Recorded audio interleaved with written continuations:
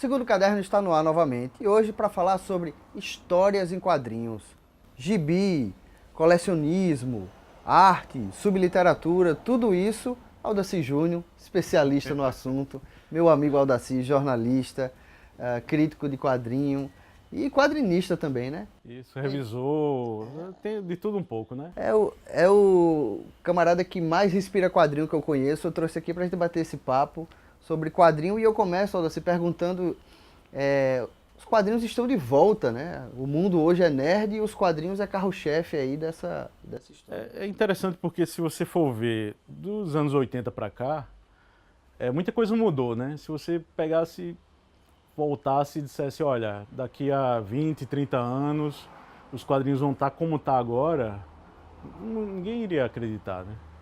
Porque assim, teve muito do advento da internet, né? A facilitação dos processos, né? Porque antes você, vamos se lembrar lá do tempo de universidade, os fanzines, você pegava e fotocopiava os fanzines, grampeava. Era uma coisa mais artesanal. Chico, Uhum. Chico, que é um dos grandes quadrinistas aqui, começou assim, né? O fanzine dele, o Marginal, ele pegava, ele grampeava, ele tirava a fotocópia dele e distribuía. E hoje em dia não, hoje em dia você vai para uma gráfica e é muito mais fácil você pegar e publicar até Mais quadrinho barato. de capa dura, papel couché, aquele processo mais luxuoso assim da edição. O curioso é isso, assim, abriu para os independentes e abriu também para o mainstream, né? Hoje em dia o cinema leva muito o quadrinho e o quadrinho leva o cinema. O que é que você acha dessa relação aí? Principalmente os super-heróis, né? Acho que os super-heróis é que estão no hype, né? Na crista da onda, vamos dizer assim. E é o que populariza. Eu acho que não é nem uma volta dos quadrinhos, eu acho que a popularização maior é com esse advento de várias mídias intercalando, né? No caso, você tem um quadrinho que vai para o cinema, a pessoa assiste ao filme, gosta, vai atrás, vê que tem muito mais do que aquilo ali e começa a enveredar em cima desse horizonte, né? Porque você pensa que é só Turma da Mônica, você só pensa que é Disney e você só pensa que é super-heróis. Mas é bem maior, né? Inclusive não é aquele negócio que todo mundo fala, hein? Hoje ainda tem a mesma coisa, aquele negócio de cinema nacional tem palavrão, cinema nacional tem aquele negócio erotizado, é por causa da pornô chanchada. E o quadrinho é coisa para criança. Não é mais coisa para E assim, em muito tempo nunca foi, né? E porque aqui a gente não tinha tanto. Eu me lembro quando eu era pequeno, eu não tinha amigo para. Eu era o único que colecionava quadrinho, o único que comprava quadrinho. Eu tinha até vergonha disso, assim. Era um nerd isolado, assim. Não, chegava uma pessoa, uma banca, e começou a cutucar uns quadrinhos, eu olhava assim para ela e dizia, você é de verdade? Sabe assim, porque a gente não tinha. Hoje em dia, rede social, youtubers aqui. Comentando quadrinho e tal. Isso. Eu acho que um dos passos, né, que a gente pode colocar o cinema como primeiro lugar, mas a gente pode colocar também não só as novas tecnologias, né, que não só facilita, mas também encarece. Depois a gente fala sobre isso. E a gente pode colocar também as redes sociais, né? Porque os youtubers têm aí os montes. E de quadrinhos muitos. Agora, não com tanta qualidade, né? Ô, Aldaci, você falou aí que, enfim, ainda se imagina que quadrinho seja coisa para criança e a gente vê que não, pela oferta de títulos e pelas temáticas. E aí eu queria que você comentasse alguns títulos de super-herói mesmo, da Marvel, da DC, que tem inclusive enredos bem adultos, né? Ah, tá, sim.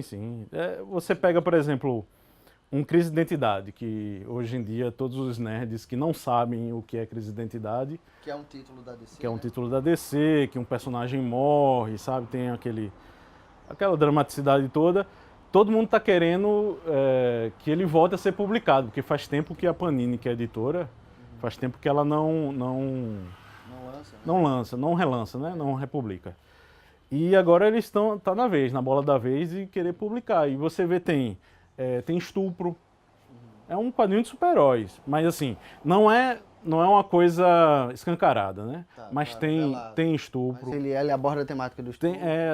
Tem uma coisa que a gente pode falar assim, que é a violência também. A violência é muito mais presente no quadrinho. Hoje em dia, você se lembra daquelas vezes que você vê assim, um cara diz, vou eliminar você, vou destruir você, e não vou lhe matar, ou outras coisas mais sanguinolentas, né? Hoje em dia o quadrinho está mais levado a sério e ao mesmo tempo esse quadrinho de super-heróis, o problema dele também é a continuidade. Antes a gente não sabia, né? Antes, nos anos 80, a gente tinha poucos títulos e a gente sabia só daqueles enredos. Hoje em dia, lá nos Estados Unidos, a gente sabe que o enredo, assim, são vários títulos, são milhares de títulos, e às vezes vem uma saga e vai intercalando tudo. Aí fica aquele balaio de gato, que depois a pessoa não sabe, vai para outro título e se perde. Aí a criança não vai mais, não tem tanto acesso assim, sabe? É isso. Mas aí, você falou assim, DC, só para ilustrar, DC é a casa do Super-Homem. Super-Homem, Batman, Mulher Maravilha. E a Vem o filme agora da Liga da Justiça, né? Isso, e a Marvel é o concorrente, que aí é o Homem-Aranha, Capitão América, X-Men. Mas, por exemplo, tem quadrinistas ou autores de quadrinhos que, por exemplo, conseguem recriar clássicos da literatura, como Alan Moore, por exemplo, né, com aquele projeto ali extraordinário. E reinventar os próprios super-heróis também, né? Ele assina vários super-heróis de uma maneira repleta de referências intelectuais. Assim. Nos anos 80, o Alan Moore, que ele fez parte da invasão britânica, né, que nos Estados Unidos estava tendo muito escassez de roteiros com qualidade, né? Não que não exista, mas... Né? E eles foram atrás dos ingleses. Então no começo dos anos 80 foi aquela primeira invasão britânica lá nos Estados Unidos, e o Alan Moore foi que encabeçou, né? E ele fez, uma das obras seminais dele é o Watchmen, né? O Watchmen, ele simplesmente destrói o super-herói. Ele pega... O conceito do super-herói. Isso, o estereótipo, né, do super-herói e destrói todo ele. Inclusive, muita gente não gostava por causa disso, mas isso foi nos anos 80, mas nos anos 90 isso serviu de base para o que a gente vê agora. Esse negócio de ser mais realista, de ser mais violento, de ser às vezes até mais complexo. É assim, você lê os roteiros dele e você vê que não tem como você fazer isso em literatura, não tem como você fazer isso em cinema. Nem em seriado. Foi adaptado há alguns anos atrás, o filme do Watchmen, e você vê que, se você for ler e comparar, é impossível você adaptar, né, de modo fiel. Então, é uma prova de que o quadrinho é um veículo que ele é único, ele não é uma subliteratura, ele não é nenhum tipo de literatura, ele utiliza a escrita, ele utiliza a prosa, ele utiliza esses recursos literários. Mas, ao mesmo tempo, quando tem essa parte artística, né, essa parte de ilustração, e também não é só isso, porque tem muita gente aí que se diz quadrinista, né, aqui no Brasil mesmo, e quando vai fazer um quadrinho é muito diferente, porque tem um ritmo, você tem que ter uma coerência visual, você tem que ter um monte de coisa que às vezes você não está preparado. Você é um ilustrador e você não está preparado. Você pode fazer um quadro lindo, tal e tudo mais, mas se você for pegar um quadrinho, você tem que ter pelo menos um mínimo uma coerência, uma linguagem, conhecer a linguagem. Então é muito mais complexo e a gente não tem universidade para isso, a gente não tem. Isso é no lápis mesmo, né? Você aprende intuitivamente, assim, e aí é um talento. Falando de talento, quadrinho brasileiro, como é que tá? Tá numa fase ótima, me parece que inclusive como nunca viveu, né? Porque assim, você vê, por exemplo, você pega o Maurício de Souza, né? E o Maurício de Souza, ele tinha que se adaptar aos dias de hoje. Você for ver, ele vende, né? Vende que nem água, né? Sim, a Turma da Mônica é um hit. Que nem pãozinho quente, né? Ele vende muito, certo? Só que assim, ele não vendia como vendia antes, né? Então ele tem que procurar recursos para se refazer, né? Por exemplo, se você for ver, ele tem a Turma da Mônica jovem, ele pegou os personagens, amadureceu os personagens são adolescentes, E ele utilizou o recurso de mangá, que é o quadrinho japonês. Que é bem popular nessa Bem nessa popular, idade. ele é preto e branco, a garotada gosta, tem aquelas linhas de ação, ele tem menos textos e mais ação e tal. Então, de certa forma, vamos dizer assim, né? Não falei com ele, mas assim, a gente sabe que é visando também o mercado internacional, né? Claro, claro. E assim, ele também teve outra sacada que percebeu que os leitores dele, os leitores da Turma da Mônica, nos anos 70 e 80 cresceram. Isso. Estão adultos aí, 30, 40 Aí anos. tem o Graphic MSP, né? que criou essa MSP, linha aí. Maurício Souza Produções, né? Que reimagina esse universo da Turma da Mônica Isso. de uma perspectiva mais adulta. Isso. Simplesmente ele pega um quadrinista com seu próprio estilo e convida ele para fazer nos moldes, assim, tem as suas liberdades, mas Claro. né, não Mas vamos... tem uma cartilha da Maurício Souza. Vamos pegar, por exemplo, o Luciano Salles, que é um quadrinista, que é amigo meu, ele pega e diz: se eu fosse pegar o MSP, eu pegava a Magali e fazia ela bulêmica. Aí já não Trabalhar a bulimia. não podia porque é infanto-juvenil, né? Assim, o público não é só adulto, assim, né? Então, eles... Sabe que ele atrai esse público mais Isso, jovem isso. também. E tem tanta gente que pega e retomou retomou a leitura por causa da Turma da Mônica, sabe?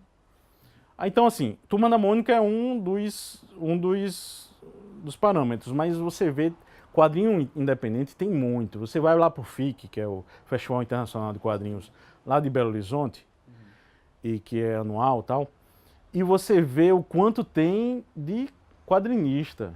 É muita gente. Você vê, por exemplo, vai para um financiamento coletivo, né, Sim. da internet. Que financiamento coletivo você pega, eles põem um quadrinho, diz que vai fazer O projeto, né? projeto, vai ter umas recompensas e você vai dar o dinheiro Você para investe, financiar aquilo ali. Tem muitos, tem quase 80. Se você for ver agora, pegar desses, Só no Brasil. tem mais de 80 projetos, só no Brasil, só de quadrinistas brasileiros. Então, fora os outros que vão por editora, sabe? Fora os outros que dão seus pulos por aí. Então, assim, é uma vereda muito, muito farta. Eu acho que, por exemplo, se você for pegar nos anos 80, que só tinha quadrinho de terror e só tinha, basicamente, né? Quadrinho de cangaço, de terror, de humor, né? Tinha muito ali, mas hoje você tem muitos outros gêneros, né? Muitos outros quadrinhos para ser explorado. Né? A gente vai dar um rápido intervalo agora, mas não sai daí que na volta a gente vai falar sobre os talentos que a Paraíba tem em quadrinhos. Volta já.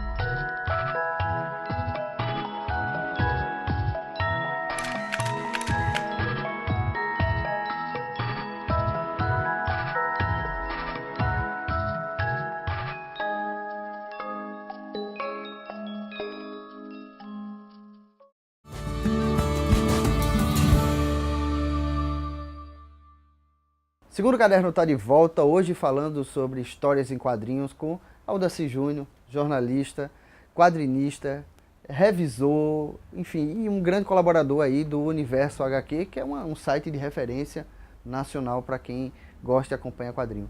Aldaci, quadrinho não é só super-herói não, né? Ele trabalha outras vertentes. Eu tenho visto, por exemplo, livros como Árabe do Futuro, Pílulas Azuis, que trata inclusive da temática de AIDS, né? E o Persépolis, que é um quadrinho referência, porque tirou a menina do Irã. E o Joe Sacco, né, que se especializou em fazer jornalismo em quadrinhos, que também é uma especialidade sua. Eu queria que você comentasse esse universo aí. Porque se você for ver, por exemplo, a gente tá aqui na Comic House, né? Se a gente for dar uma olhada, tem super-heróis, tem tudo, mas tem outros, né, outros tipos de quadrinho, porque tem aquele negócio assim de que é o fenômeno também de que antes a gente só tinha o quê? Nos anos 80, começo dos anos 90, a gente só tinha Abril, a Globo, Disney, algumas coisas bem... Isso. E hoje em dia tem muitas editoras. E tem muitas editoras pequenas que investem, e tem muitas editoras grandes que também estão investindo, né? Em quadrinho. E numa veia mais autoral, mais fora da curva. Isso. Se você for ver, por exemplo, super-heróis, fora do, né, off-super-heróis, fora desse universo de super-heróis, tem muita coisa boa aqui, sendo publicada aqui. Por exemplo, se a gente pegar o Moby Dick do Chaboté, que é, né, clássico, o Chaboté, que é um artista francês, que adaptou o Moby Dick para os quadrinhos. E ele está há 20 anos, mais de 20 anos lá na Europa, fazendo quadrinhos. Cada ano ele faz um quadrinho, praticamente. E ele não era conhecido aqui, ele veio agora. Depois de 20 anos é que ele começa a chegar no Brasil. Isso, e todo mundo está gostando porque quem trouxe foi a Pipoca Nanquim, que é um canal de youtuber. E que virou editora. Aí o que acontece? Ela vai falar isso direto para esses youtubers que só leem super-heróis. Aí o que acontece? Eles vão comprar, ver que, né, caramba, vão até ler o clássico Moby Dick, né?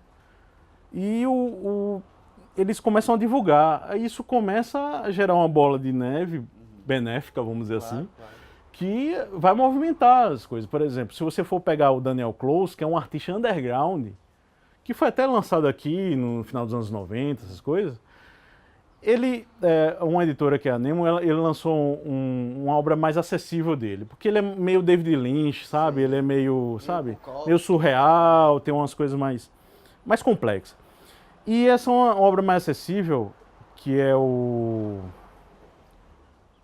Paciência, o nome é Paciência, e você vê, se você for lá numa loja online lá, ele está entre os primeiros do mês mais vendido, por causa dos youtubers.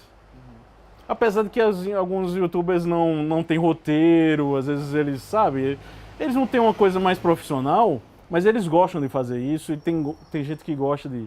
Quem gosta de ler gosta também de ver, né? Mas aí os youtubers estão sendo responsáveis, inclusive, pelo amadurecimento do tipo de literatura, do tipo de quadrinho que se lê hoje. Nem tanto, porque se você for ver, eu arrisco dizer que 99% é super-heróis. Eles só falam de super-heróis. Vem um filme da Mulher Maravilha, fala. Vem um filme do Thor, fala. E assim, fica muito viciado, né? E esse tipo de quadrinho, que é um quadrinho, por exemplo, os quadrinhos europeus, ou o quadrinho americano underground, eles às vezes, vez por outra, eles raspam, né? Eles, eita, tá aqui, por causa que fulano falou e tal. Underground é porque é fora do grande comércio, né? Isso, fora dos independentes, né, e tudo mais. Se você for ver, por exemplo, hoje em dia, tem muito mais quadrinho europeu sendo publicado do que há 20 anos atrás. Uhum. Mas então, aí esse tipo de quadrinho que é o jornalismo, que é o biográfico da moça lá do Persépolis, né? Que a Marjane Satrapi. Que é a história dela enquanto mulher iraniana, né? Vivendo no Irã, sendo perseguida. O famoso Maus, premiadíssimo, né? Que também é um fenômeno dos youtubers. Todo youtuber lê o Maus. Que é a história do... Queria que você explicasse a história do... Você pode ver lá, tem Super-Homem, Batman, X-Men, não sei o que, e Maus. Então, explica um pouquinho o que é Maus. Maus é porque o Art Spiegelman, né, que é o autor, o pai dele sobreviveu, né, a Auschwitz, né? Auschwitz, isso. E ele vai entrevistar o pai dele. E fez esses dois volumes e calhou de que ele ganhou o prêmio Pulitzer, que é um prêmio que não é na área de quadrinhos. É de literatura? Literatura, mas tem outras vertentes e tudo mais. Ele ganhou com outros projetos, alguma coisa assim. Mas assim, é um prêmio renomado para o jornalismo e ele teve essa visibilidade, né? Aí depois, alguns anos depois, né, no final dos anos 90, veio o Joe Sacco. O que é o Joe Sacco? Ele pega, vai para áreas de conflito, como Sarajevo, como, né, a Palestina, e começa a entrevistar gente que está vivendo os conflitos. O resultado, ao invés de ser uma matéria jornalística, é um quadrinho, é uma história em quadrinhos que vem ganhando prêmio e tal. É jornalístico, né? Uhum. Assim, falar em quadrinho, João Pessoa, a Paraíba, se tornou um grande celeiro, né, de talentos. Eu não vou dizer grande celeiro também. Não, mas proporcionalmente...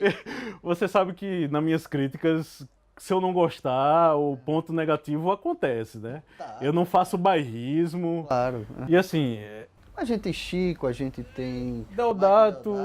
Tem algumas pessoas que eles são militantes, né? Você tem o Henrique Magalhães, né? Que ele está aí há muito tempo. Ele tem uma editora que A Marca de Fantasia. Apesar de ser uma editora independente, mas é uma editora que é a maior editora que publica material teórico sobre quadrinhos. Se você for ver, se você for ver, tem uma ou outra editora que publica, mas ele publica muito. E ele é quadrinista, você vê a Thaís Gualberto também, que é uma...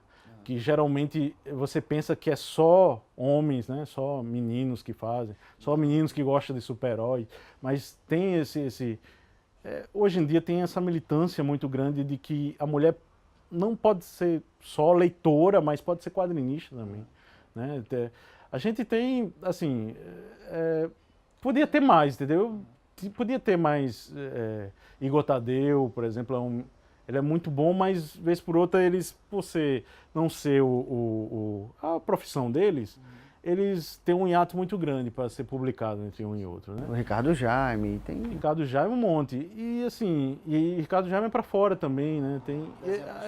Os quadrinistas autorais, eles têm essa dificuldade de que eles têm que ter uma constância, né, no trabalho dele, e às vezes não pode, não tem como, né, porque às vezes eles não recebem. Tem esse problema também, né, e às vezes você faz e como é que distribui? Coloca aqui, na Comic House, por exemplo, coloca ali numa gibiteria lá não sei aonde, e depois, sabe, tem que ter... O quadrinista, às vezes, quando termina o trabalho, é aí que vai fazer as coisas, que tem problema de distribuição, tem vários outros problemas, né? Mas, por exemplo, a gente tem o maior, o top mesmo, é o Deodato, Mike Deodato. O Deodato Borges Filho, né? Que é o Mike Deodato que está há 15, 20 anos... Desde o começo dos anos 90, no mainstream mesmo, nos super-heróis, né? Ele pegou a Mulher Maravilha, ele pegou logo a Mulher Maravilha, né, na época. E eu acho que ele já desenhou todo mundo. Atualmente o Mike Deodato desenha o Velho Logan, né? Que nem foi publicado no Brasil ainda, mas ainda está em produção nos Estados Unidos. Agora, ele tem uma produção autoral, mas muito pouca. Ele, depois de fazer uma página lá para os Estados Unidos, de super-herói, aí depois ele pega e vai fazer uma coisa, aí depois junta tudo e lança. O quadros mesmo da Mino foi uma coisa assim desse... Tá aqui um exemplo da produção autoral dele, né? Essa Isso. É uma coletânea, né? Isso. De quadrinhos. E ele fazia entre uma página e outra de super-heróis. Ele, pra desopilar, pra respirar, ele fazia.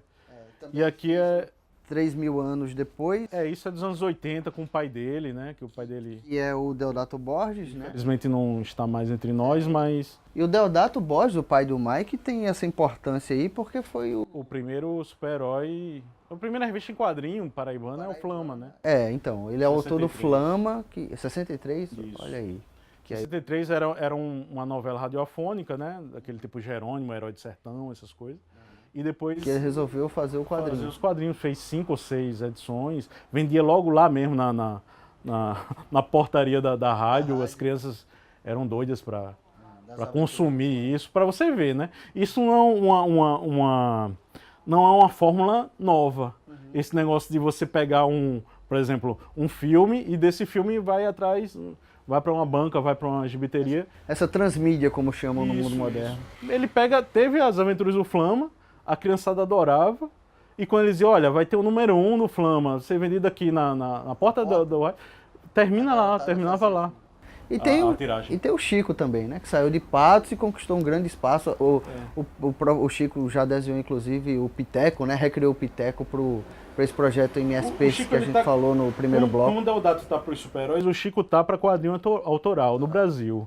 Né? Porque ele vem do fanzine, ele vem do quadrinho independente, mas vez por outra ele faz os quadrinhos independentes, ele continua fazendo os quadrinhos independentes dele, e ao mesmo tempo ele faz adaptações, né? Ele fez o 15, né, da Raquel de Queiroz, ele adaptou. Ele com Piteco Ingá, que é uma versão, né, do Piteco do Maurício Souza. Ele ganhou prêmios, ele ganhou o HQ Mix, inclusive. É o troféu do quadrinho isso, no Brasil. vamos dizer, o Oscar dos quadrinhos brasileiros. Inclusive eu fui membro esse ano do HQ Mix. Do júri, né? Do júri. De seleção. Aldaci, para a gente encerrar aqui o papo, eu queria que você listasse 5 quadrinhos fundamentais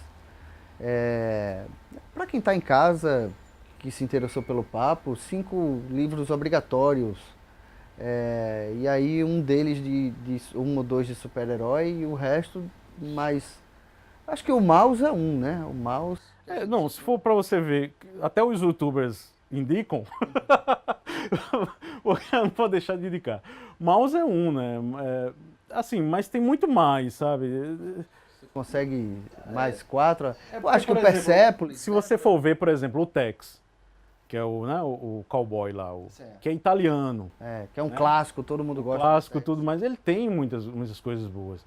Então, às vezes eu posso dizer autores, porque eu gosto muito dos autores, eu estou muito vibrado nos autores, e principalmente os autores europeus. Sim, então vamos lá. Se você for lá para a Espanha, tem o Michelangelo Prado, que é um dos maiores quadrinistas que eu acho, assim, atualmente vivo. Ele, recentemente teve um quadrinho chamado Ardalém, que ele foi lançado, e fora isso, faz muito tempo que ele não tinha lançado nada aqui. Tá. Aí outro, tem um que não é lançado aqui, mas eu gosto muito, é o Gibrat, Jean-Pierre Gibrat. Qualquer coisa vocês vão no Google Não, em Portugal tem muito quadrinho dele, ele é ótimo também. Tem o Jeff Lemire mesmo, que ele perambula entre o quadrinho de super-heróis e o quadrinho autoral, e está sendo publicado tanto um e o outro aqui no Brasil. O Cavaleiro da Lua é dele agora, recentemente está nas bancas e tal. Então, assim, ele também é um tipo diferente de que ele perambula tanto no mainstream quanto no independente. Um quarto nome agora. Tá? Sabe? Marcelo Quintanilha. Sim, se você for... Já o teve top aqui do João Pessoa. top, ele pegou, se o Eisner, o prêmio Eisner lá nos Estados Unidos, é o Oscar dos quadrinhos, ele ganhou a Palma de Ouro em Cannes, que é o prêmio de Angoulême, por Tungstênio, que é uma... né? E o Marcelo Quintanilha é uma sumidade, assim, os quadrinhos dele dialogam muito com o Brasil, ele é radicado lá na Espanha, mas mesmo assim ele tem esse pé aqui no Brasil, assim, e é uma naturalidade os quadrinhos dele, parece que você está lendo um Jorge Amado, sabe? Um Garcia Marques, alguma coisa assim, mas... E o quinto nome? Um quinto nome? Pode ser nacional mesmo? Claro. As honras aqui da casa, eu vou falar de Chico de novo. Porque Chico, ele é um cara que, mesmo fazendo fanzine nos anos 90, eu olhava e dizia, caramba, esse cara é muito bom. Ele adapta peça teatral para o quadrinho, ele fazia um quadrinho que eu não via, sabe? Era um quadrinho, não era rebuscado, mas era um quadrinho autoral mesmo, um quadrinho que tem substância mesmo, sabe? Que você vê assim e diz, caramba, esse cara é muito bom. E ele é muito bom mesmo, Chico. Beleza. Aldaci, brigadão aí pelo papo. Podia ter mais coisas, né? Mas o mundo é muito vasto. O que é bom dura pouco. Mas beleza. Em breve a gente marca a continuação desse papo. Parte 2. Falou. Obrigado. E o segundo caderno vai ficando por aqui e até a próxima semana. Tchau.